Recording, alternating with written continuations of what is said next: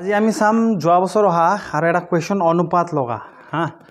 ratio' লগা আপোনালোকে দেখা পাইছে এই কুৱেশ্যনটো সো এইটো দা two numbers are in ratio 3:4 and their sum is equal to 49 what will be the two number এইটো কুৱেশ্যন দিয়া আছে কোনো দুটা সংখ্যাৰ অনুপাত 3:4 দিয়া আছে আৰু তাহাঁতৰ সংখ্যা দুটাৰ যোগফলটো 49 হলে সংখ্যা দুটা হ'ব সংখ্যা দুটা উলিয়াব লাগিব প্ৰথম আমি কুৱেশ্যনটো ইয়াত বুজিব লাগিব আমাক সংখ্যা দুটা দিয়া নাই কিন্তু হয় নাই হে সংখ্যা দুটাৰ কি দিয়া আছে অনুপাতটোহে দিয়া আছে সংখ্যা দুটাৰ অনুপাতটোহে দিয়া আছে বুজি পালা নাই সাপোজ ধৰি লোৱা সংখ্যা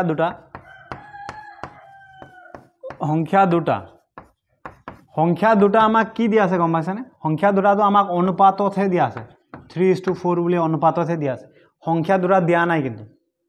বুজি পালা নাই হেগানে এটা কি হয় আমি সংখ্যা দুটা উলিয়াবৰ কাৰণে কি কৰিম দুইটা লগতে x লগাই দিম ইয়াৰ লগতো x লগাই দিম ইয়াৰ লগতো x লগাই দিম x আৰু ইয়াৰ লগতো যদি মই x লগাই দিও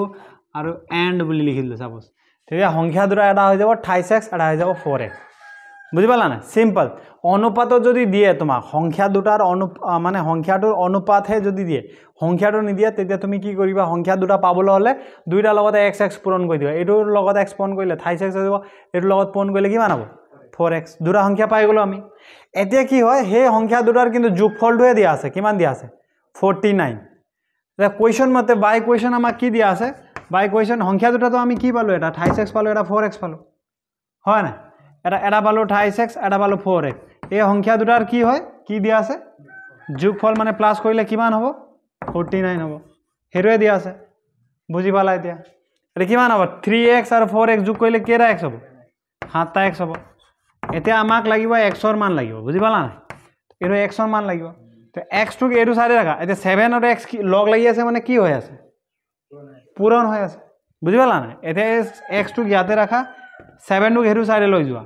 তো 7 টুক যদি হেৰু সাইডে লৈ যোৱা পূৰণটো কি হৈ যাব বুজি পালা না এই 7 টুক এটো সাইডে লৈ যোৱা তো পূৰণটো উল্টা হৈ কি হ'ব হৰণ হ'ব এটো আমি গমে পাওঁ হয় না কি বলে কোনবা এটা সাইডৰ পৰা লেফট হ্যান্ড সাইডৰ পৰা ৰাইট হ্যান্ড সাইড লৈ গলে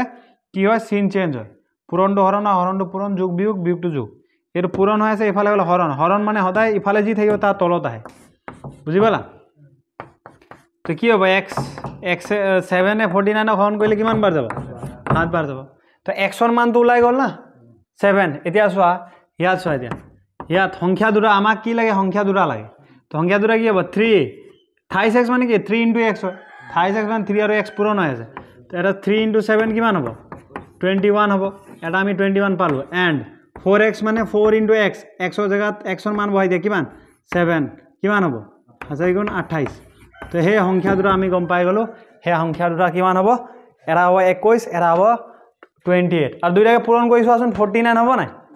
হেৰে এতি ইয়াত যোগ কৰিলে 40 কিয়া 49 হ'ব তো ইয়াৰ অপচনটো দিয়া আছে এৰো 21 আৰু 28 ঠিক আছে অনুপাতত যদি দিয়ে হেনেকা আমি x ধৰিবই লাগিব ঠিক আছে বাকি এৰো ভিডিও যদি আপোনালোকে প্ৰথমবাৰ চাইছে আমাৰ অলৰেডি 45 টা মান ভিডিও আমি গ্ৰুপত চেঞ্জ আমাৰ ইউটিউব চেনেলটোত আমি এৰিছো অনলি বেসিক সো আপোনালোকে ভিজিট কৰি কিনে চেনেল ভিজিট কৰি আপোনালোকে গুটেখিনি ভিডিও চাওক আমি বেসিকৰ পৰা ষ্টাৰ্ট কৰিছো যদি আপোনাৰ ম্যাথছৰ যদি প্ৰবলেম হয় তা আপোনালোকৰ কাৰণে এটো চেনেলটো হেল্পফুল হ'ব অনলি আমি ম্যাথছে দিও ইয়াত এতিয়ালৈকে আমি বেলেগ একো দিয়া নাই আমি ম্যাথছৰ অনলি জাস্ট বেসিক বিলাক ডিসকাস কৰি কিনে আমি মানে আমাৰ যোনটো থাকে না হেটো অলপ বিল্ড আপ কৰিছো সো আপোনালোকে ভিডিও গুটেখিনি চাওক